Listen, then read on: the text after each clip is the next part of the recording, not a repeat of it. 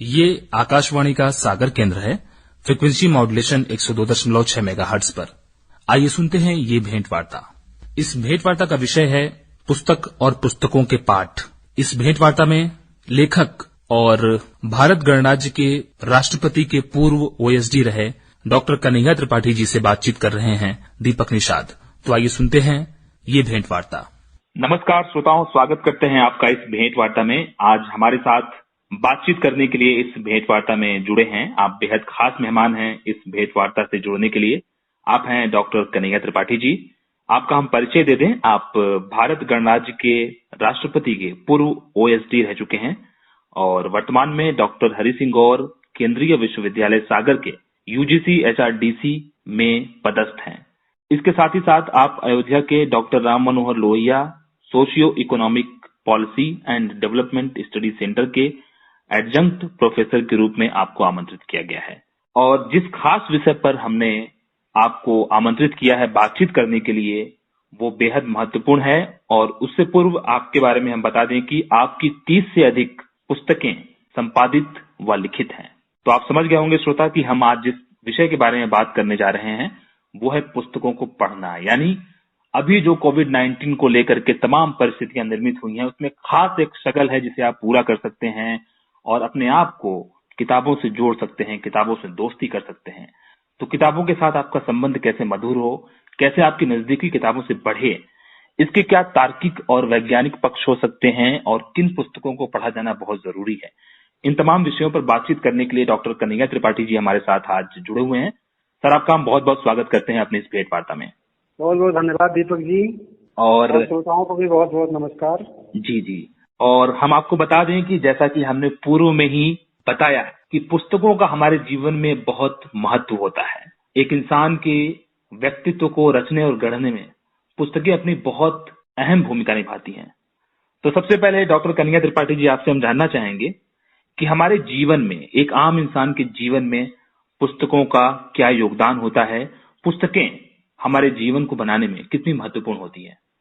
आपका सवाल बहुत ही सुंदर है कि हमारे जीवन में पुस्तकें कितना महत्वपूर्ण है। पुस्तकें जीवन को बदल देती हैं। ये कहा गया है कि यू नेवर फील अलोन, यदि आप पुस्तकें पढ़ते हैं तो आप कभी भी एकाकीपन महसूस नहीं करेंगे। इसलिए आप समझ लीजिए कि जीवन को एक नया मोड़ देने के लिए पुस्तकें बहुत ही खास होती हैं। और इसके बारे में कहा जाता है कि पुस्तकों के बारे में, जैसे प्लेटो का मानना था कि books give a soul to the universe, wings to the mind, flight to the imagination and light to everything. अब आप समझिए कि ये पुस्तकें कितना हमारे जीवन में बदलाव के लिए महत्वपूर्ण है। और एक चीज और भी, एक जनरल आइडिया पाश्चात्य लोगों के बीच में रहा, या room without books is like a body without a soul. तो बिना आत्मा के आप किसी भी चीज का आकलन ही नहीं कर सकते, उसकी कल्पना नहीं कर सकते। तो पुस्तकों का क्या महत्व है, इससे हम समझ सकते हैं। पुस्तकों ने, सच बताऊं तो, हमारे जीवन में भी बदलाव किया और व्यक्ति के, हर इंडिविजुअल के जीवन में बदलाव करती हैं। क्योंकि यदि व्यक्ति साक्षर होने के बाद पुस्तकों से रूबरू होता है, पुस्तकों को पढ़ता है, तो अपने जीवन में इतने सारे परिवर्तन करता है जिससे उसके जीवन में ब्राइटनेस आती है, उसका भविष्य जो है उज्जवल हो जाता है। यानी कि पुस्तकें पढ़ने से न सिर्फ आपके जीवन में उजाला आता है बल्कि आपका भविष्य भी उज्जवल हो जाता है। और आपने कई विचारकों को कोट किया है, कई विचारकों के राय को आपने बताया कि पुस्तकें कभी आपको अकेलापन महसूस नहीं होने देती हैं। और खासकर ये जो समय चल रहा है जिसमें व्यक्ति कहीं अगर अकेलापन महसूस कर रहा है तो बहुत बेहतर समय है कि आप अपने एकाकीपन को पुस्तकों से दोस्ती करके दूर कर सकते हैं। डॉक्टर कन्हैया त्रिपाठी जी, बहुत अच्छे तरीके से आपने बताया कि पुस्तकों का हमारे जीवन में क्या महत्व है।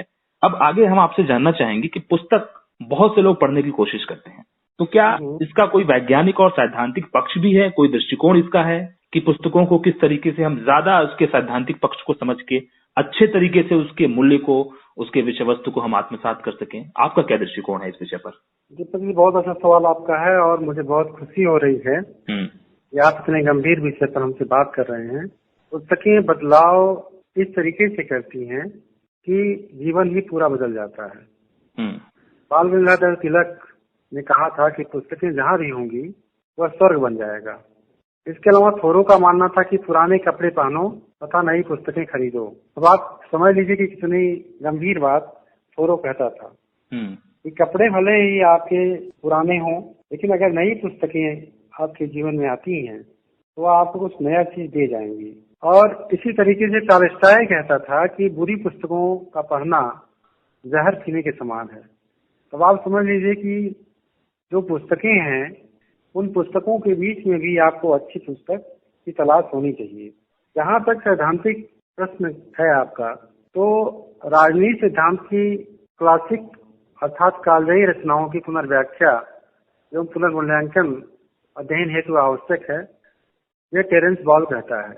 उसमें यह बात rearranging political theory revisionist study in the history of political thoughts में इस बात को लिखी है और यह ऑक्सफोर्ड से पुस्तक प्रकाशित हुई है। तो सैद्धांतिक रूप से एक कालजयी कृति अपने जीवन के तमाम पहलुओं की पुनर्व्याख्या करने के लिए, पुनर्मूल्यांकन करने के लिए और पुनर्जीवन देने के लिए महत्वपूर्ण होती है।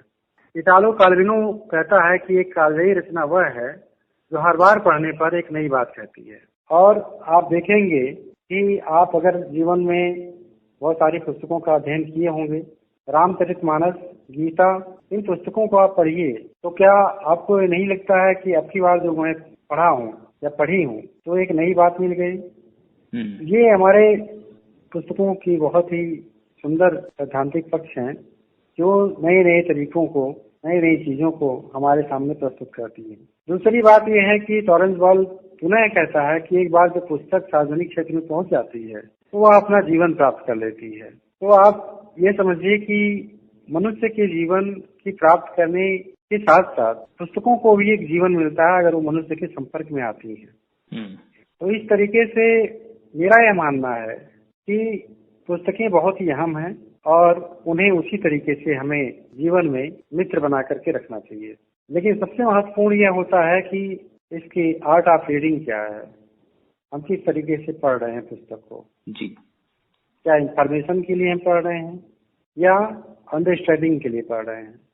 इसलिए लेवल ऑफ रीडिंग्स होती हैं, इसीलिए अलग अलग तरीके के पाठक अलग अलग तरीके से अपनी अपनी पुस्तकों को पढ़ते हैं और समझते हैं। जैसे नॉर्मल रीडर जो होता है उसकी अपनी अलग समझ होती है और गंभीर जो रीडर होता है उसकी अलग समझ होती है। जी, डॉक्टर कन्हैया त्रिपाठी जी, आपने बताया कि पाठकों की अलग अलग भूमिका भी होती है और दोनों की समझ भी अलग अलग होती है और पुस्तकें जहां होती हैं वो स्थान स्वर्ग बन जाता है। पुस्तकें आपके जीवन को पुनर्जीवन प्रदान करती हैं। बहुत महत्वपूर्ण बातें हैं क्योंकि आपने पाठकों की समस्याओं के बारे में बात की और पाठक कई प्रकार के हो सकते हैं। तो आपकी नजर में पाठक कैसे पाठक होते हैं, कितने पाठक होते हैं और पाठकों को क्या समस्या पेश आती है। शुरुआती जो पाठक होते हैं प्रारंभ में किसी पुस्तक को पढ़ना शुरू करते हैं या कुछ गंभीर पाठक भी होते हैं जैसा कि आपने बताया, तो क्या सबकी समस्याएं अलग अलग होती हैं। समझ तो अलग अलग होती है लेकिन उन समझ को अपने बुद्धि के साथ उसको स्थापित करना कितना कठिन या आसान होता है। दीपक जी, सबसे अच्छी बात यह है कि पुस्तकों के संसार जो है उसके लिए अच्छी बात है, प्रकाशकों के लिए अच्छी बात है और हमारे अध्ययन अध्यापन के लिए अच्छी बात है कि पुस्तकें अभी भी पढ़ी जा रही हैं। अभी तमाम ई कंटेंट्स वगैरह आ गए हैं, डिजिटलाइजेशन हो गया है, लेकिन बिना पुस्तकों के पेट नहीं भरता है, ऐसा हमारा मानना है।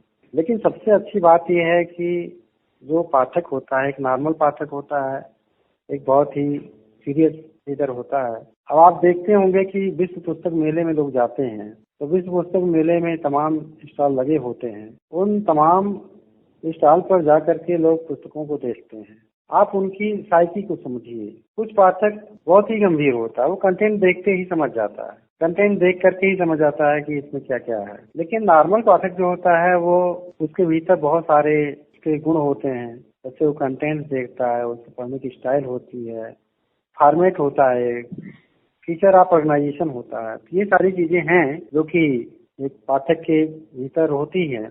लेकिन इंटेंशन ऑफ ऑथर जो होता है वो की सेंटेंसेस और आर्गुमेंट्स को देखता है। तो इसके लिए ये समझना होता है कि एक रीडर किस तरीके से पुस्तक को लेकर के गंभीर है।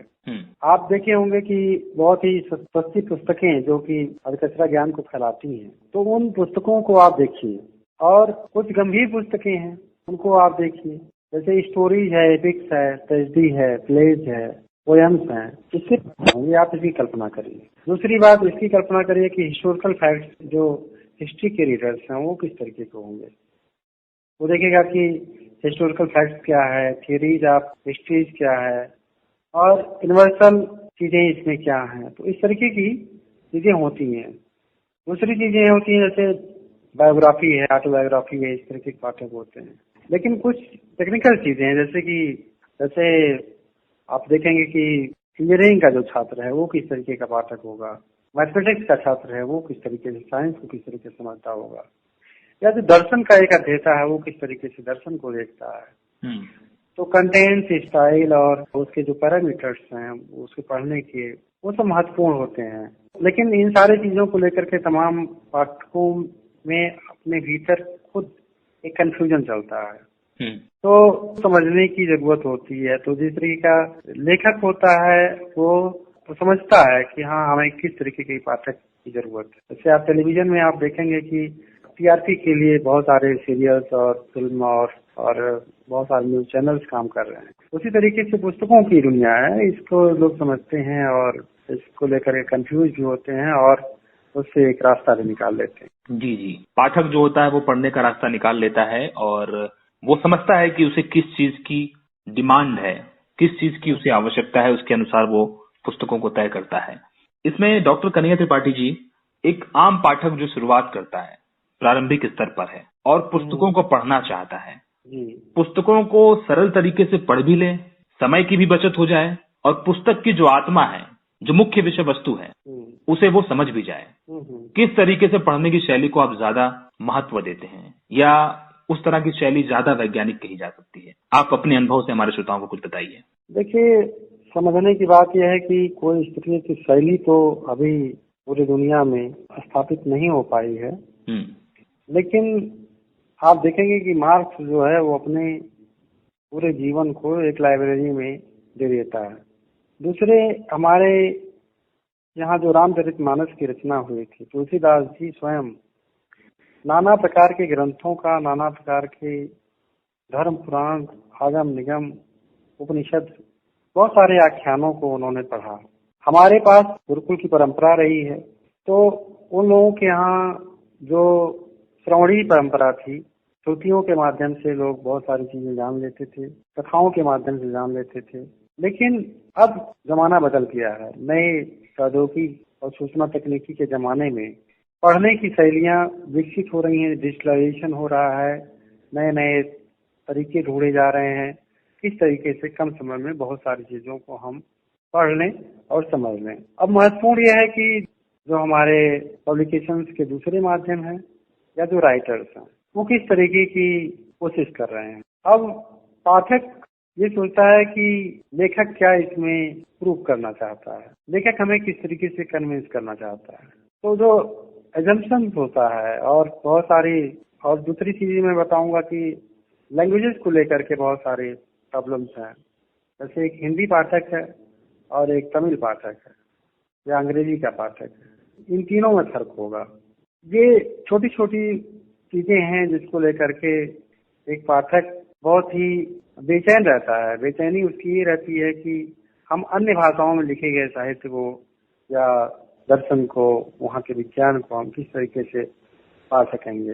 ये पाठक के और लेखक के और पुस्तकों के बीच की जो दूरियां हैं, इन दूरियों को समाप्त करने का हमारा जो तरीका है वह अभी तक पूर्ण नहीं हो पाया है।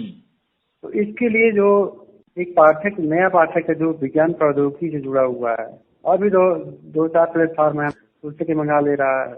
लेकिन अगर मान लीजिए आपकी आंखों की रोशनी की प्रॉब्लम हो या आप डिजिटल चीजों को नहीं पढ़ पाने में सक्षम हो और वो बहुत समय तक आपके पास नहीं रहेगी, तो इसलिए पुस्तकें व्यक्ति खरीदता है।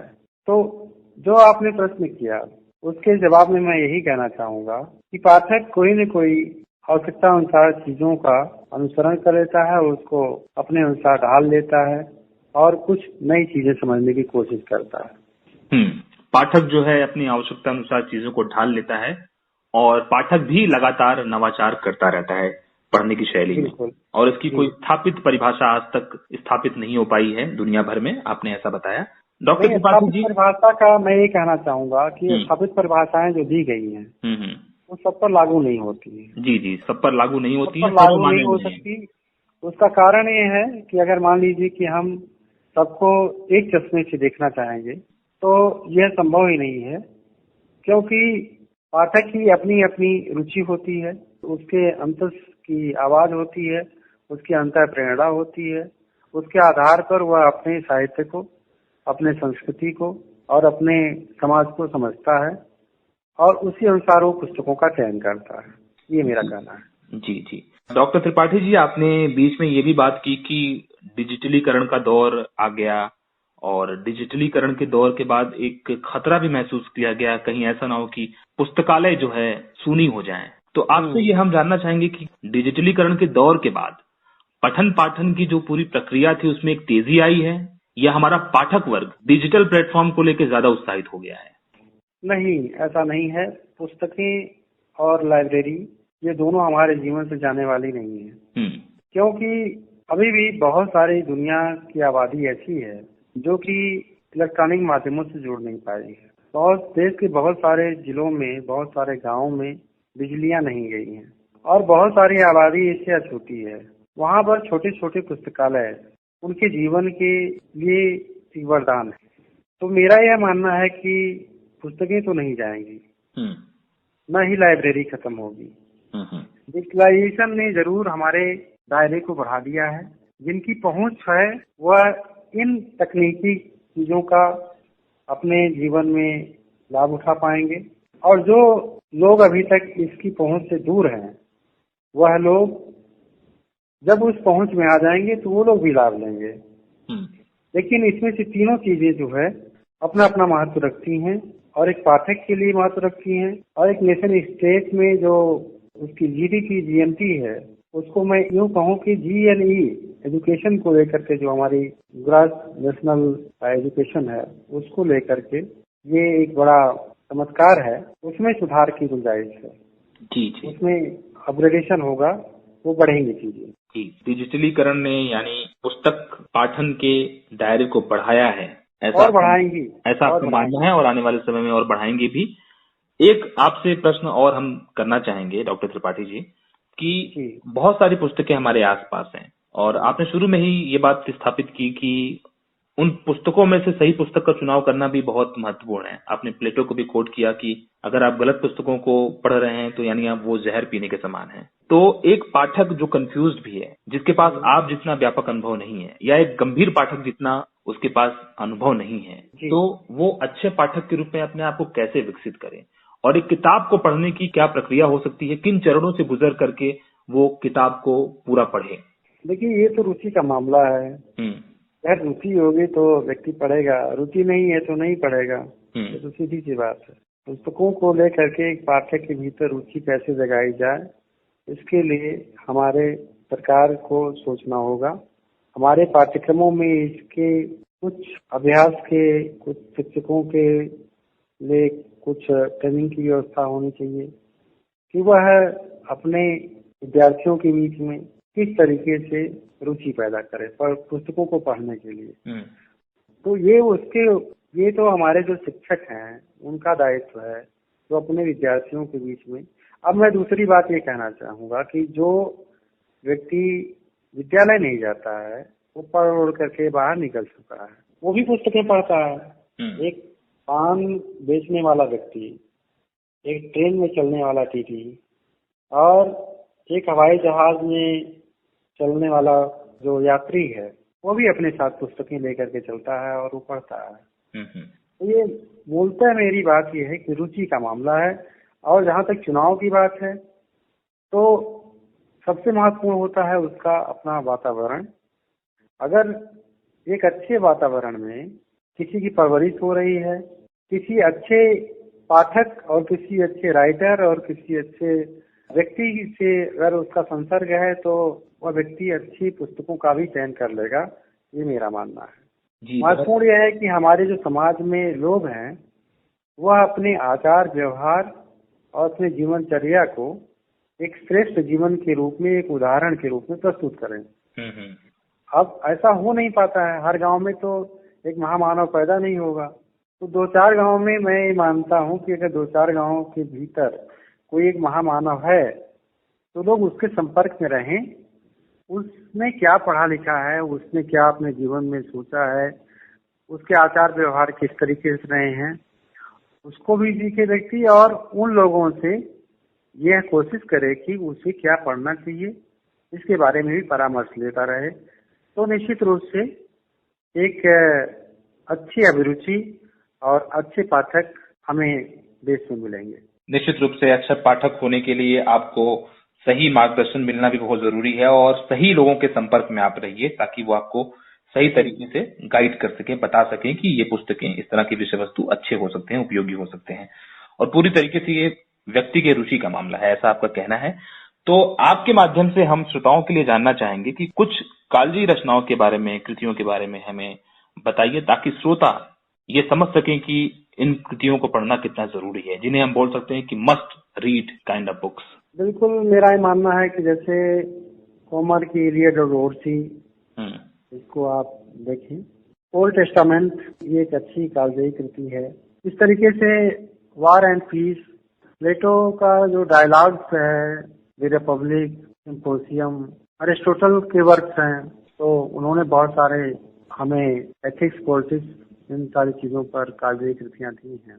मार्टिन लूथर का है थ्री ट्रीटीज, टेबल टॉक है, शेक्सपियर की बहुत सारी कालजयी कृतियां हैं, जॉन मिल्टन की हैं। तो इन सारे जो कार्ल मार्क्स ने लिखा है भी, लेकिन इन क्लासिक के साथ साथ ये हमें समझने की जरूरत है। हमारे भारत में रामचरितमानस है, रामायण है, भगवत गीता है, श्रीमद् भगवत गीता। तो इन पुस्तकों को आप देखिए, ये कालजयी कृतियां हैं।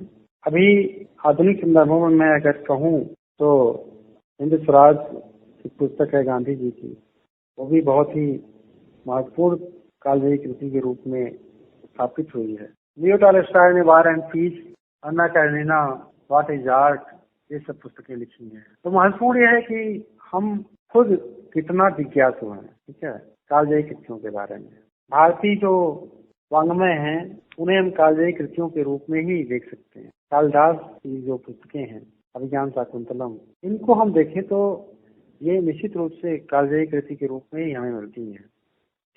अब कालजयी कृतियों को हम किस तरीके से पढ़ते हैं, उन्हें हम किस तरीके से जीवन में उतारते हैं, उनसे हम क्या सीखते हैं, ये महत्वपूर्ण है। और इसके लिए एक अच्छे पाठक, गंभीर पाठक का होना जरूरी है। और गंभीरता तब आती है यदि व्यक्ति के भीतर अनुशासन हो। पाठकों के भीतर अनुशासन की कमी ये मुझे खलती है। और मुझे यह कहने में कोई संकोच नहीं है कि हमारे जो अध्यापक हैं वो खुद पढ़ना नहीं चाहते हैं, वो पुस्तकों की लाइब्रेरी में नहीं जाना चाहते हैं, वो अच्छी पुस्तकों का चयन नहीं कर पाते हैं। अच्छी पुस्तकों के साथ कालजयी कृतियों को तो उनका कुछ लेना देना ही नहीं है, तो नए बच्चों को क्या पढ़ाएंगे। इस बात का दुख है मुझे कि लोगों के पढ़ने की जो दिलचस्पी है वह बड़े पैमाने में तो बढ़ी है, लेकिन जो हमारी कालजयी कृतियां हैं जो आपके जीवन को बदल सकती हैं, ऐसी कृतियों को लोग न पढ़ रहे हैं, न अपने बच्चों को पढ़ाने में रुचि रख रहे हैं, और ये हमारे लिए एक अच्छा संकेत नहीं है। जी, आपने बताया कि पठन पाठन की प्रक्रिया को जारी रखना और अच्छे पाठकों को पैदा करना ये शिक्षकों की भी जिम्मेदारी है, और कभी लाइब्रेरी से, पुस्तकालयों से आपका वास्ता कम नहीं होना चाहिए, लगातार जुड़ाव होना ही चाहिए। अब आखिरी में आपसे डॉक्टर कन्हैया त्रिपाठी जी हम जानना चाहेंगे कि आपका अनुभव आपको क्या बोलता है, किन पुस्तकों ने आपके जीवन को सर्वाधिक प्रभावित किया? निश्चित रूप से गीता ने हमारे जीवन को बदला है। गीता के बहुत सारे अध्याय जो हैं, 18 अध्याय, वो जीवन के लिए और नई रचनात्मकता के लिए अभिप्रेरणा है, नई चेतना विकसित करने का माध्यम है। दूसरी पुस्तक जो मैं पढ़ा हूँ और जो मुझे पसंद आई, हिंद स्वराज। गांधी जी ने यह पुस्तक 1909 में लिखी थी, और महत्वपूर्ण बात यह है कि इस पर हम हिंद स्वराज के शताब्दी वर्ष में 3 पुस्तकों का मैंने प्रकाशन किया, 2 संपादित और 1 लिखित। हिंद स्वराज के शताब्दी वर्ष भी मनाई गई। इस पुस्तक के बारे में मैं गांधी जी के ही शब्दों को कोट करना चाहूंगा, जो कहते हैं कि यह मेरी छोटी सी किताब इतनी निर्दोष है कि बच्चों के हाथ में भी दी जा सकती है। यह किताब द्वेष धर्म की जगह प्रेम धर्म सिखाती है। और वो कहते हैं कि हिंसा की जगह आत्मबल को स्थापित करती है और पशुबल के खिलाफ टक्कर लेने के लिए आत्मबल को खड़ा करती है। इस पुस्तक को आप देखेंगे तो ये पुस्तक पूरी तरीके से उन्होंने गुजराती में लिखी थी, बाद में उसका अंग्रेजी में और फिर हिंदी में उसका अनुवाद भी हुआ। इस पुस्तक में जो अहिंसा का सामर्थ्य है, यंत्रवाद एवं पश्चिमी सभ्यता का प्रतिरोध है, डॉक्टर, इंजीनियर, वकील, पार्लियामेंट की सभ्यता के साथ जो एक प्रतिरोध है, उपनिवेशवाद और शोषण सांप्रदायिकता के खिलाफ जो प्रतिरोध है, वो इस पुस्तक में है। तो ये पुस्तक मुझे बहुत ही प्रभावित की और मुझे लगा कि निश्चित रूप से आज के नए विमर्श हैं उसमें यह पुस्तक बहुत ही महत्वपूर्ण है और लोगों को ऐसी पुस्तकों को पढ़ने के लिए निश्चित रूप से कोशिश करनी चाहिए। एक पुस्तक वार एंड पीस मैंने टॉलस्टॉय की पढ़ी, वह भी एक अद्भुत पुस्तक है और उसमें वो टॉलस्टॉय का एक बृहद चिंतन है वो सामने उभर करके आता है, जिससे हम नई चीजों को समझते हैं। तो इस तरीके की जो कृतियां हैं वो हमारे जीवन में प्रभावित की हैं और निश्चित रूप से हम पाठकों के लिए और नए जनरेशन के लिए ये कहना चाहेंगे कि पुस्तकों का चयन सही तरीके से करें। कौन सा कंटेंट आपके लिए, आपके जीवन के लिए एक अच्छा मार्गदर्शक साबित होगा, उन पुस्तकों का चयन करें। पुस्तकें बहुत सारी प्रकाशित हो रही हैं, लेकिन उसमें एक अच्छी पुस्तक आपके जीवन को बदल देगी। यह निश्चित रूप से लोगों को कोशिश करनी चाहिए वो पुस्तकें खरीदें भी, अपने लाइब्रेरी में भी जाएं और पढ़ें भी। और अगर आज के समय में जो कोरोना की बीमारी है, कोविड-19 से पूरी दुनिया परेशान है, डिजिटलाइजेशन का जमाना है, ऐसी बहुत सारी कालजयी कृतियां, ऐसी बहुत सारी पुस्तकें हमारे डिजिटल प्लेटफॉर्म पर उपलब्ध हैं, तो वहां से भी वो पुस्तकें पढ़ी जा सकती हैं और अपने जीवन में नया रचनात्मक परिवर्तन लोग ला सकते हैं इसके जरिए। और सबसे महत्वपूर्ण चीज मैं दीपक जी अंत में बताना चाहूंगा कि आपके जीवन की जो खुशहाली है वो पुस्तकों के जरिए ही आ सकती है। तो आप जीवन में अगर प्रसन्न रहना चाहते हैं तो पुस्तकों को मित्र बना लीजिए। पुस्तकें ही आपके जीवन को एक अद्भुत दुनिया प्रदान करने में सक्षम है। जी, आपने बहुत गोल्डन लाइन हमारे श्रोताओं को दी कि पुस्तकें ही आपके जीवन में खुशहाली ला सकती हैं। पुस्तकें हमारी मित्र होती हैं, हमारे अकेलेपन को दूर करती हैं, अकेलेपन की सबसे अच्छी साथी होती हैं। और कहा भी गया है कि एक अच्छी पुस्तक 1000 दोस्तों के बराबर होती है। सबसे कम खर्चीला मनोरंजन माध्यम अगर कोई होता है तो वो होता है श्रेष्ठ पुस्तकों का अध्ययन, और यह बहुत स्थायी होता है। डॉक्टर कन्हैया त्रिपाठी जी, आपने पुस्तकों के अध्ययन के बारे में, पुस्तकों का हमारे जीवन में क्या महत्व होता है, उनके तमाम सैद्धांतिक पक्षों के बारे में और पाठक कैसा होना चाहिए, किस तरह के विषय वस्तु को पाठकों को जरूर पढ़ना चाहिए, कालजयी कृतियां कौन कौन सी हैं जिन्हें पढ़ना बहुत जरूरी है, तमाम अनुभव आपने अपने बृहद अध्ययन से हमारे श्रोताओं से साझा किया। आपका हम बहुत बहुत शुक्रिया अदा करना चाहते हैं। डॉक्टर कन्हैया त्रिपाठी, भारत गणराज्य के राष्ट्रपति के पूर्व ओएसडी और वर्तमान में डॉक्टर हरि सिंह गौर केंद्रीय विश्वविद्यालय सागर के यूजीसी एचआरडीसी में आप पदस्थ हैं। आपका बहुत बहुत शुक्रिया। धन्यवाद। धन्यवाद।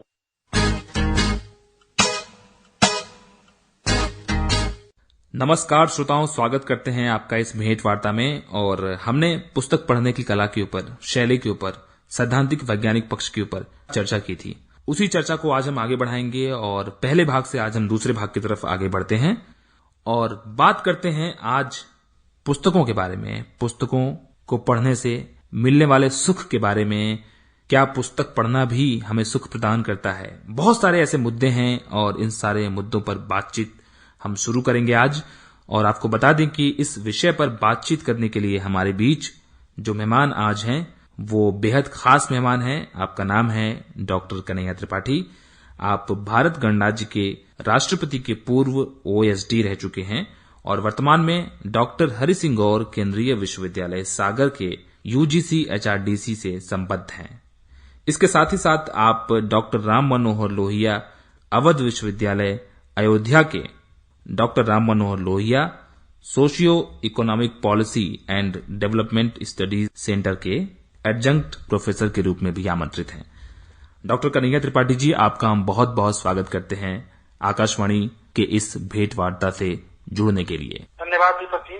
डॉक्टर त्रिपाठी जी, हमने पुस्तक पाठन की शैली, उसके सैद्धांतिक वैज्ञानिक पक्ष, बहुत सारी कालजयी रचनाओं के बारे में हमने पहले भाग में आपसे बहुत विस्तार से चर्चा की और इस भाग में हम उसी चर्चा को आगे बढ़ाएंगे।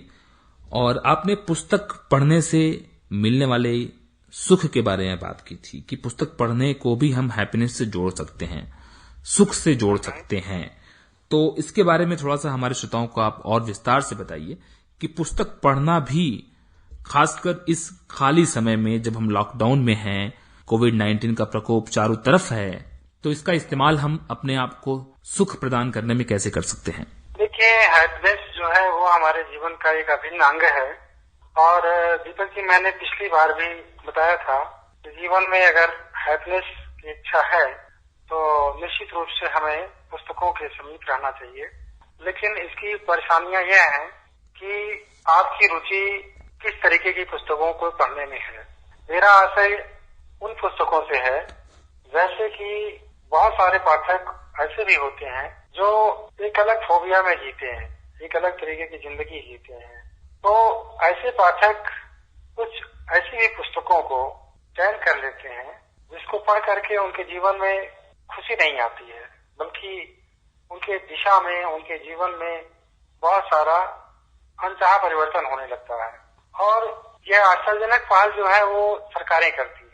जैसे मैं आपको बताना चाहूंगा कि 1914 में शुरू हुए पहले विश्व युद्ध के प्रति बच्चों की भी दिलचस्पी बढ़ाने की कोशिश हो रही थी। इतिहासों में लड़ाई और नेताओं की कहानियां बताई जाती थी और युद्ध के बढ़ने के साथ साथ बच्चों की किताबों में तस्वीरें भी गंभीर होती गईं। मजेदार कहानियों की जगह लड़ाई में जहरीली गैस और टैंकों के बारे में बताया गया।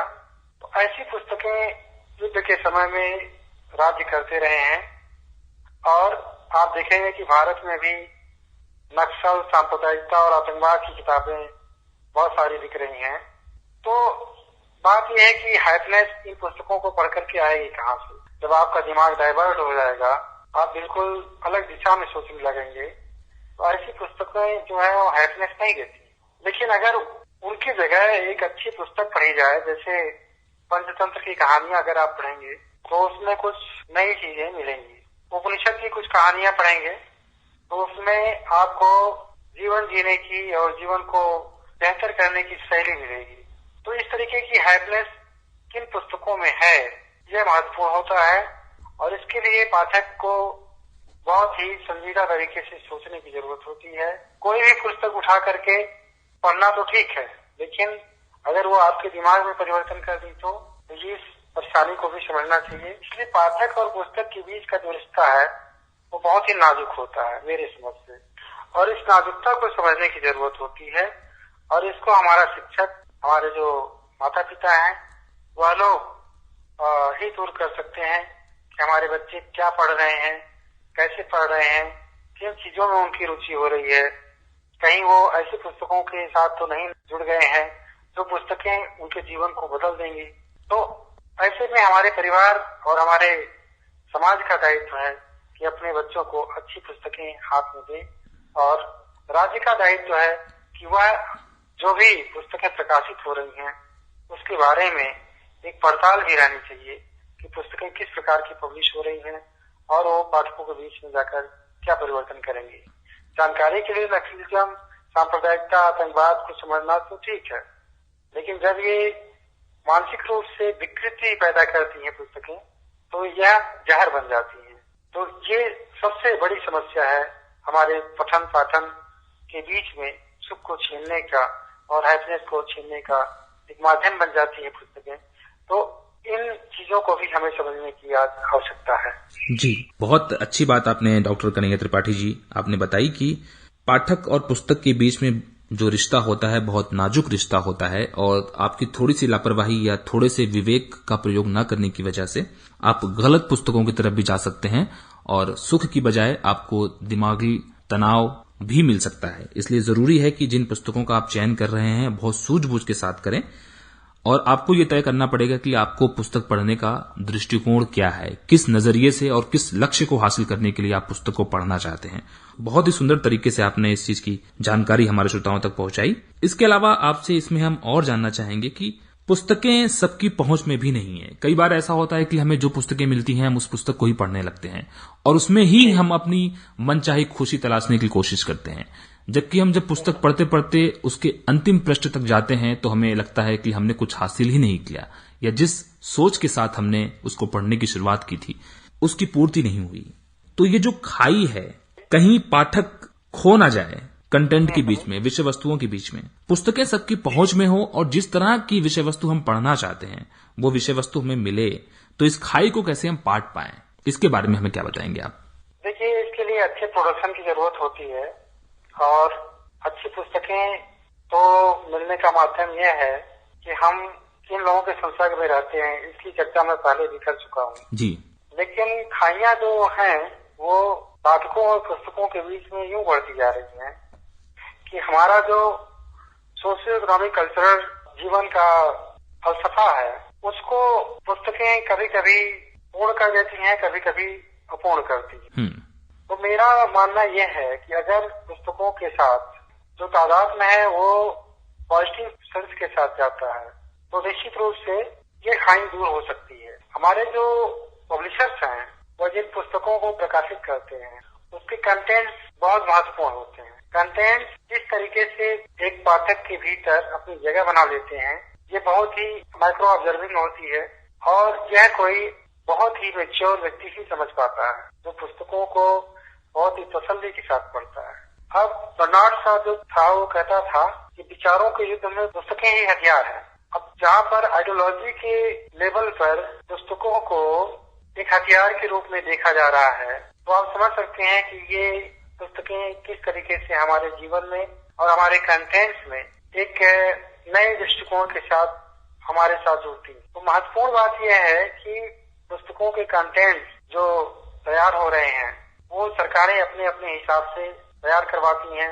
इतिहास का पुनर्लेखन शुरू हो जाता है, भाषाओं का नया इंटरप्रिटेशन शुरू हो जाता है और वह हमारे कंटेंट्स में विद्यमान होता है। इस तरीके से जो नई नई समस्याएं, नई नई संस्कृतियां पनप जाती हैं उससे हमारे समाज में एक नया स्वरूप देखने को मिलता है। और यह अभी की बात नहीं है, यह दुनिया की जो तमाम पुस्तकें प्रकाशित करने वाली एजेंसीज हैं, वो पब्लिकेशंस के एजेंसीज हैं या राज्य, ये दोनों मिलजुल करके करते हैं। तो कंटेंट्स के लिए महत्वपूर्ण उत्तरदायी हमारी सरकारें होती हैं और पाठक को वही मिलेगा जो राज्य प्रोवाइड कराएगा। तो राज्य का यह दायित्व होता है कि हम अपने पाठकों के लिए क्या दे रहे हैं, अच्छी सामग्री दे रहे हैं या एक खास एजेंडे के तहत दे रहे हैं। ऐसी स्थिति में जो हमारे पाठक होते हैं वो नहीं समझ पाते हैं और बहुत अनचाही चीजें भी वो पा लेते हैं। ये सबसे बड़ी समस्या हमारे कंटेंट्स और पाठक के बीच की होती है, जिसमें कोई तीसरा रोल अदा कर रहा होता है और कोई दूसरे तीसरे तरीके के इंटरप्रिटेशन शुरू हो गए होते हैं और उसका हमें पता भी नहीं चल पाता है और पुस्तकें अपना काम कर डालती हैं। ये सबसे बड़ी समस्या के रूप में मैं देखता हूँ। जी जी, यानी हमें ये समझना बहुत जरूरी है कि कहीं जिस पुस्तक को हम पढ़ने जा रहे हैं वो किसी खास एजेंडे और विचारधारा से प्रायोजित और प्रभावित तो नहीं है। पाठक को जी पाठक को खुद अपने विवेक का प्रयोग करना पड़ेगा और पाठक जितना परिपक्व होगा वो उन पुस्तकों तक पहुंचने में, जिन पुस्तकों को वो पढ़ना चाहता है, ज्यादा सहज और सरल होगा उसके लिए। बहुत अच्छी बात है डॉक्टर कन्हैया त्रिपाठी जी। हम चर्चा को आगे बढ़ाते हैं और आपसे ये जानना चाहेंगे कि बहुत सारी क्लासिक और कालजयी पुस्तकें हैं। हम चूंकि उत्तर भारत में रहते हैं तो हम हिंदी के नजरिए से चीजों को देखने की कोशिश करते हैं, लेकिन बहुत सारे ऐसे विचार हैं, बहुत सारे ऐसे नवाचार हैं जो दूसरी भाषाओं में भी आते हैं। बहुत क्रांतिकारी विचार आते हैं, बहुत कालजयी रचनाएं लिखी गई हैं। तो कहीं ये अनुवाद की समस्या भी हमारे पुस्तकों के बाजार के बीच में एक है कि पाठक तक सही सामग्री जो कि दूसरी भाषा में है, उस भाषा की उसकी समझ नहीं है, विकसित नहीं हुई है, तो पाठक उस पुस्तक को पढ़ने से महरूम रह जाता है। ये अंतर भी कैसे पटे, और पाठक तक चाहे किसी भी भाषा में पुस्तक लिखी जाए, तमिल, तेलुगु, कन्नड़, असमी, किसी भी भाषा में, क्षेत्रीय भाषाएं हो सकती हैं जहां बहुत अच्छा साहित्य लेखन हो रहा है, उसकी पहुंच भी हमारे पाठकों तक हो, ये कैसे निश्चित किया जा सकता है? देखिए, बहुत अच्छा आपने सवाल उठाया अनुवाद का। और जो बहुत अच्छी सामग्री है वह किसी ऐसी भाषा में हो सकती है, सिंधी में हो सकती है, जिसके 1% बोलने वाले लोग भारत में हैं। ऐसी बहुत सी सामग्री किसी कोंकणी भाषा में लिखी हुई मिल सकती है और उसकी पहुंच जो है वो हिंदी में नहीं है या तमिल में नहीं है। तो ये एक बड़ा मुद्दा है कि हमारे यहाँ जो अनुदित सामग्री है वो बहुत ही कम है और अनुदित सामग्री जो है उसके अभाव के कारण संस्कृतियों, समाज और सभ्यताओं को समझने में हम कुछ गड़बड़ करते हैं। मैं आपको बताना चाहूंगा कि पूरे दुनिया में 7,000 से अधिक भाषाएं बोली जाती हैं। तो आप समझिए कि जो बोलियां हैं और जो भाषाएं हैं, इंडिजिनस लैंग्वेजेज हैं, उनकी भाषाओं में लिखी गई पुस्तकें किसी तरीके से पब्लिश हो गई तो भी अभी वह सबके पहुंच से बाहर है। अब जो दुनिया के ग्राफ्स हैं उसके बारे में मैं बात करूं तो यूएसएसआर, जिसको सोवियत रूस कहा जाता था, फ्रांस, यूके, जर्मनी, डेनमार्क और बेल्जियम, ऑस्ट्रिया, इन सारे जगह के जो बड़े राइटर्स हैं उन्होंने बहुत सारी क्लासिक्स की रचना की है और हिंदुस्तान में भी बहुत अच्छी क्लासिक्स रचे गए हैं, कालजयी कृतियां रची गई हैं। लेकिन अंग्रेजों के आने के बाद हमारे देश की बहुत सारी चीजों को उन लोगों ने अंग्रेजी में ट्रांसलेट किया। भारत में ट्रांसलेशन को उस तरीके से महत्व नहीं दिया गया। अनुदित सामग्रियां जो है उस तरीके से अभी भी हमारे हिंदुस्तान में नहीं है और संयुक्त राष्ट्र का यूनेस्को जो संगठन है वो बार बार कोशिश कर रहा है कि अनुदित सामग्रियों का विकास हो, विस्तार हो और लोगों की पहुंच का हिस्सा दुनिया की तमाम संस्कृतियों में लिखी गई, तमाम भाषाओं में लिखी गई पुस्तकें पहुंचे। तो ऐसे में महत्वपूर्ण यह है कि अनुदित सामग्री जो है उनके पास बहुत सारे नॉलेज, बहुत सारे ज्ञान के भंडार उसमें समाहित हैं, लेकिन वह अनुदित सामग्री हमारे यहाँ तक नहीं पहुंची या कोई पुस्तक है उसका अनुवाद हुआ ही नहीं है तो उस तरीके से नहीं पहुंची है। तो इन चीजों को बड़े पैमाने पर देखने की जरूरत है और दुनिया को समझने के लिए दुनिया की तमाम पुस्तकों का अनुवाद होना जरूरी है, जो कि नहीं हो रहा है। सरकारें अपने तमाम एजेंडे में अनुवाद को उतना महत्व नहीं देती हैं और भारत में तो अभी बहुत सारे जो रिपोर्ट्स है, बहुत सारे जो न्यायालय की जो कार्रवाइयां हैं वो भी हिंदी में उपलब्ध नहीं है और जो विधान बनाने की बात है कि सभी भाषाओं का एक दूसरे से इंटरलिंक कैसे होंगी, कैसे एक दूसरे को समझ पाएंगी, कि इसके अनुवाद पर फोकस करें। जबकि अगर यह आदान प्रदान होता है तो निश्चित रूप से हमें और भी अच्छे तरीके से समाज और संस्कृति को समझने में आसानी होगी। और जिस हैप्पीनेस की बात मैं कर रहा था आपसे, वह हैप्पीनेस अगर मान लीजिए किसी तमिल, तेलुगु या मलयालम की पुस्तकों में है तो उसे हिंदी के लोग और दूसरी भाषाओं के लोग ले सकेंगे। तो इसलिए अनुवाद को एक ट्रेड के रूप में भी देखा जा रहा है। पब्लिशर्स बहुत सारा काम कर रहे हैं इस पर, लेकिन अभी उतना काम नहीं हो पा रहा है जितना होना चाहिए। जी, अभी उतना काम नहीं हो पा रहा है जितना होना चाहिए और अनुदित सामग्रियों का विकास और विस्तार हो और दुनिया को समझने के लिए, अलग अलग दुनिया को समझने के लिए, अलग अलग देश को समझने के लिए, अलग अलग समाज और सभ्यता संस्कृति को समझने के लिए उनकी पुस्तकों को पढ़ना बहुत जरूरी है और इसके लिए जरूरी है कि उन पुस्तकों का अनुवाद भी हो। बहुत अच्छी बात है डॉक्टर कन्हैया त्रिपाठी जी। और अब हम बात करना चाहते हैं पुस्तकों के बाजार के ऊपर। पाठक कई बार पुस्तकों के बाजार में खो जाता है, कई बार खोने का भी डर होता है। तो बाजार के भी अपने एक पैमाने हैं, उनकी भी अपनी एक अनिवार्यता है।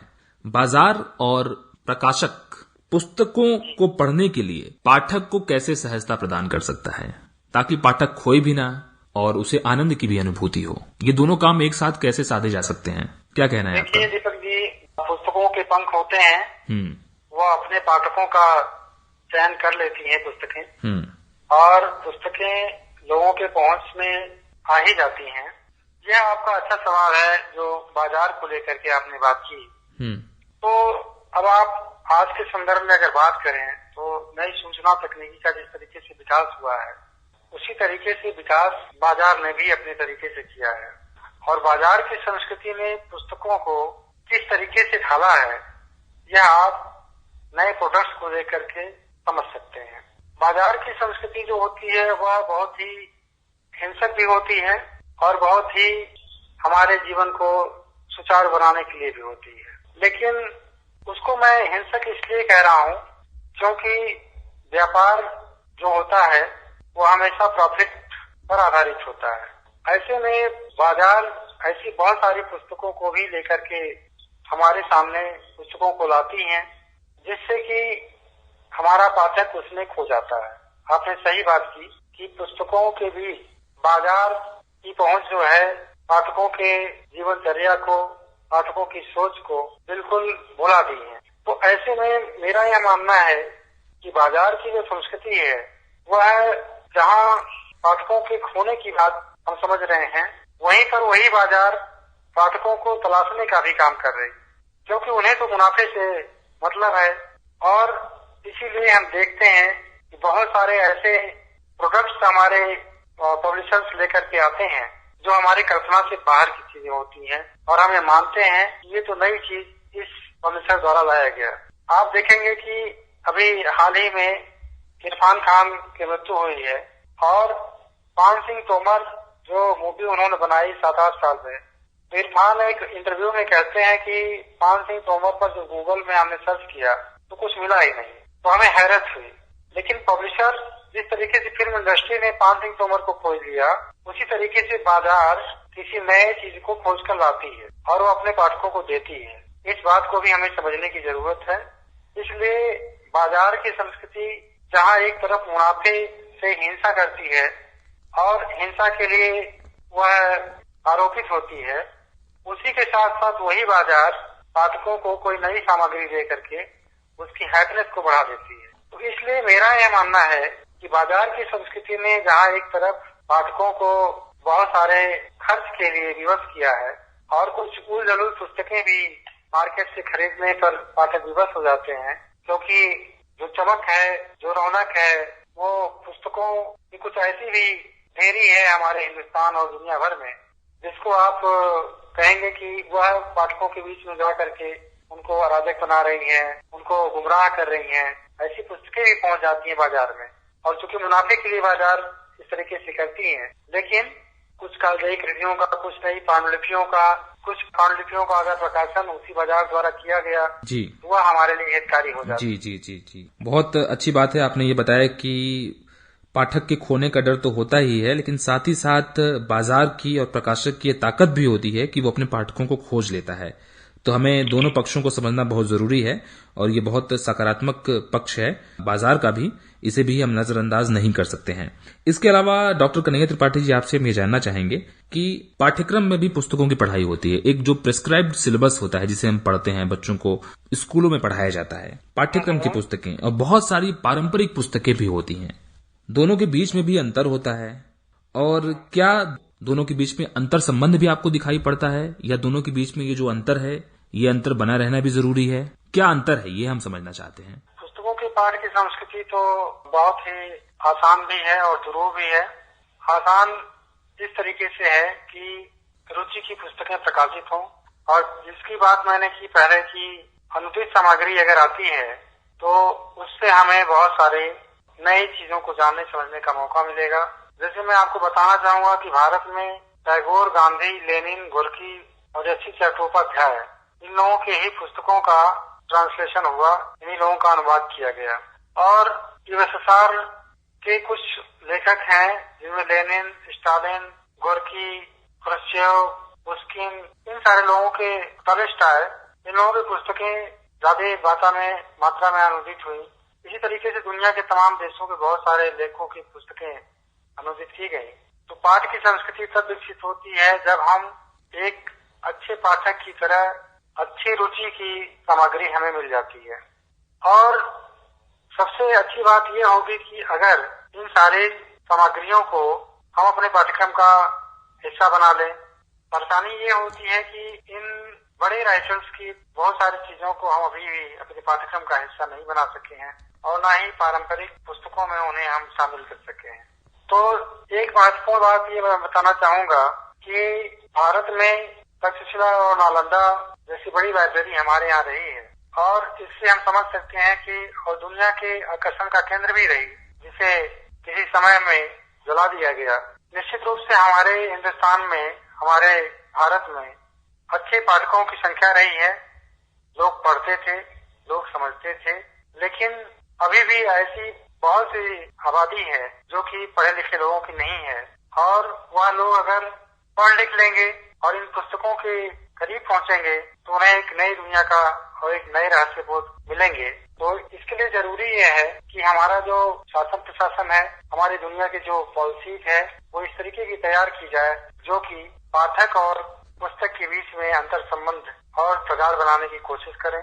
अभी भी मैं ये बताना चाहूंगा कि रीडिंग हैबिट्स है वह हिंदुस्तान में कम नहीं हुई है, लेकिन बहुत सारी दुनिया की आबादी में जो लोग पढ़े लिखे नहीं हैं, उनकी हैबिट्स को आप कैसे विकसित करेंगे। तो महत्वपूर्ण यह है कि मुख्य धारा में उन समाज को लाना जरूरी है जो अभी शिक्षा से दूर है, जो अभी पुस्तकों से दूर है। और यह अंधेरा जब तक मिटेगा नहीं, तब तक दुनिया के सभी लोगों के हाथ में पुस्तकें नहीं होंगी। तो इसके लिए जरूरी यह है कि हम ऐसे संसाधन का विकास करें, ऐसे मानव संसाधन का विकास करें जो दुनिया के लिए एक मिसाल के रूप में प्रस्तुत हों।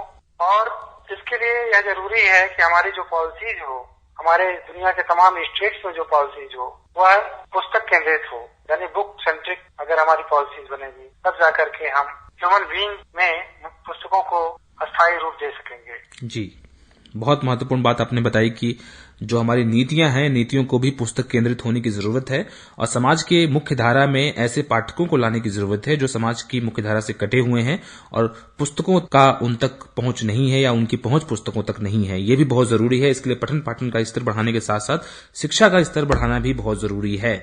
बहुत महत्वपूर्ण बातें आपसे हुई डॉक्टर कन्हैया त्रिपाठी जी कि पुस्तक कैसे आपको सुख प्रदान करती हैं और कौन कौन सी चुनौतियां बदलते हुए सूचना तकनीकी प्रौद्योगिकी के साथ हमारे समाज में आ रही हैं और कैसे पाठक, प्रकाशक, बाजार ये तमाम मिलकर के, नीति निर्धारक ये तमाम मिलकर के कैसे इससे जूझ सकते हैं, कैसे इससे पार पा सकते हैं और एक बेहतर समृद्ध पाठक पैदा कर सकते हैं। बहुत महत्वपूर्ण बातें आपसे हुई डॉक्टर कन्हैया त्रिपाठी जी, भारत गणराज्य के राष्ट्रपति के पूर्व ओएसडी और वर्तमान में डॉक्टर हरि सिंह गौर केंद्रीय विश्वविद्यालय सागर के यूजीसी एचआरडीसी से आप संबद्ध हैं। साथ ही साथ डॉक्टर राम मनोहर लोहिया अवध विश्वविद्यालय अयोध्या के doctor Ram Manohar Lohia socio economic policy and development study centre के आप एडजंक्ट प्रोफेसर के रूप में आमंत्रित हैं। बहुत बहुत शुक्रिया आपका इस भेंट वार्ता से जुड़ने के लिए और आकाशवाणी के लिए वक्त निकालने के लिए। बहुत बहुत धन्यवाद आपका। धन्यवाद श्रोताओं को भी नमस्कार। अभी आप सुन रहे थे लेखक और भारत गणराज्य के राष्ट्रपति के पूर्व ओएसडी रहे डॉक्टर कन्हैया त्रिपाठी से दीपक निषाद की बातचीत का दूसरा और अंतिम भाग। बातचीत का विषय था पुस्तक और पुस्तकों के पाठ। ये आकाशवाणी का सागर केंद्र है